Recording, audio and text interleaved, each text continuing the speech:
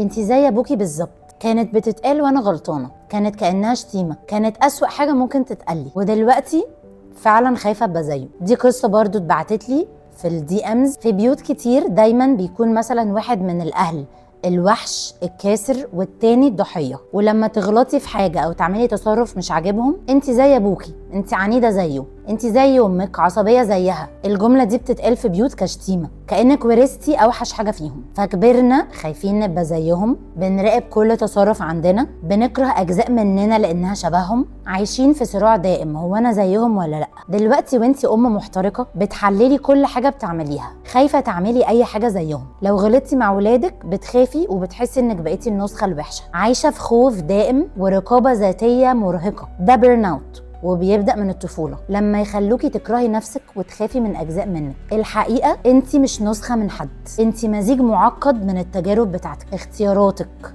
شفائك. ممكن تبقي شبههم في حاجات ومختلف عنهم في حاجات، وده عادي، ده حاجة إنسانية، إنك بني آدمة. يعني الشفاء مش إنك تبقي عكسهم تماما، الشفاء إنك تقبلي نفسك وتختاري بوعي. الباترنز اللي اتحبسنا فيها من الطفولة بتسبب في الاخر بيرن اوت، وبنعيشها كل يوم كأمهات. في الكوميونتي بتاعتنا بنبدأ نكتشف الصدمات بتاعت الطفولة بتاعتنا، بنتعلم أدوات عملية للتربية الواعية، بنكسر الدايرة مع بعض. عايزة تبدأي الرحلة دي؟ اكتبي لي كلمة بيرن اوت في الكومنتس ويلا نبدأ مع بعض.